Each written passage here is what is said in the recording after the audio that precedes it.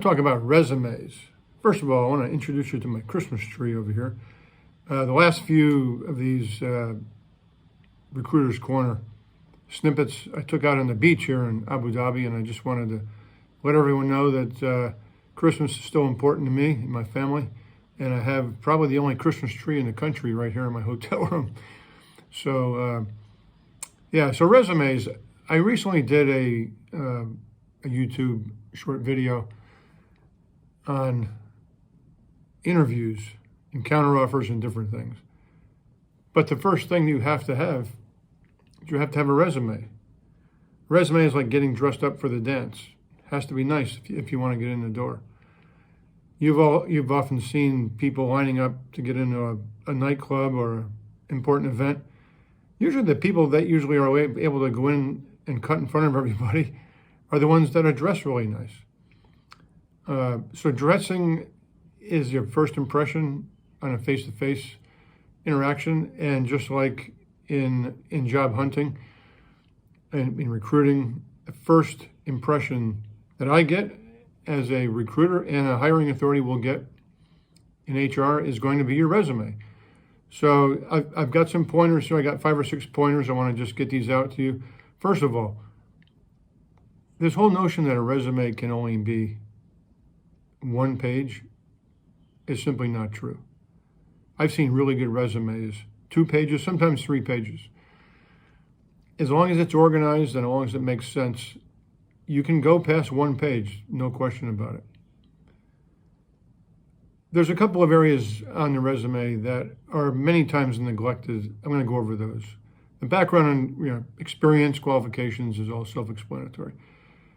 Other interests. It's a very important part of your resume.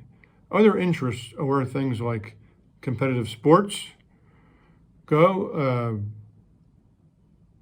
socially important activities, community service, that goes in there. These are very important to a lot of hiring authorities, increasingly so, particularly in my case, competitive sports. I played competitive sports from the time I was 10 years old through high school, went to college on a basketball scholarship. I can tell you that going through college on a scholarship of any sort, particularly basketball, it's grueling. You have to manage your time or you're going to fall behind. So I managed to graduate on an honor roll plus play competitive NCAA Division I basketball. So I can tell you that when I got out of college and took my first job, it was easy. People were working overtime complaining, and I'm like, I'm used to putting in 18 hours a day. And hiring authorities and recruiters understand this. So any type of competitive sports that you have, even if it's high school, is fine. Some of the big ones people look for: wrestling, high school boxing,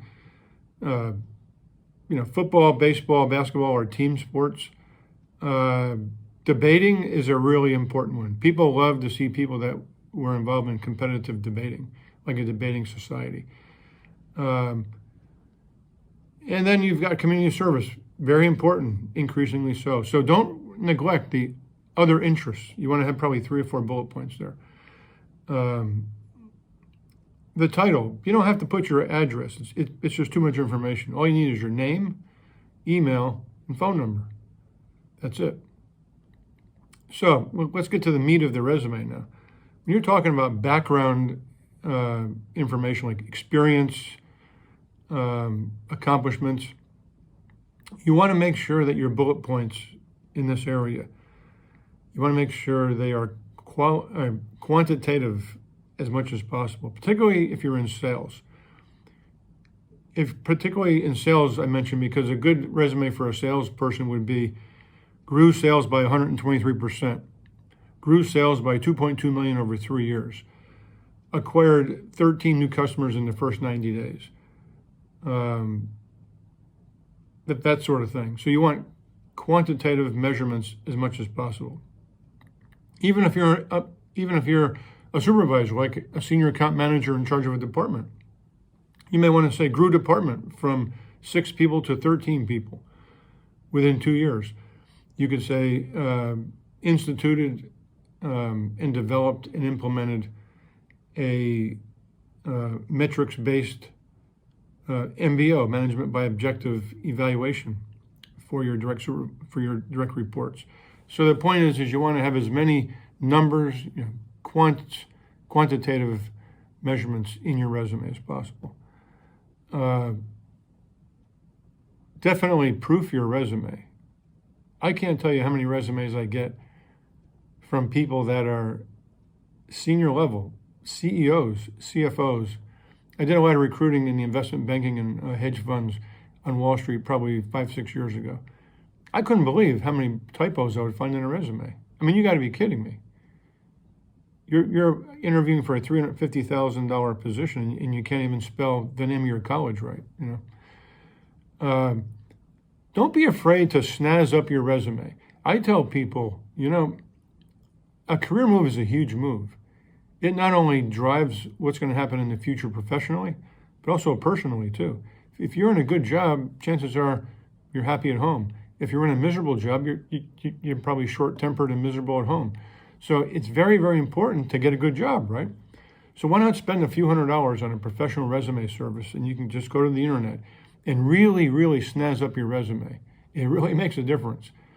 I got a resume from a woman just 2 weeks ago, and I got her resume, and I was like, wow, this is unbelievable, without even looking at her experience.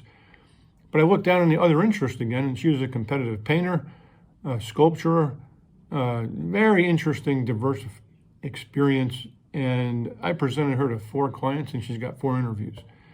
Her resume is probably one of the best I've ever seen.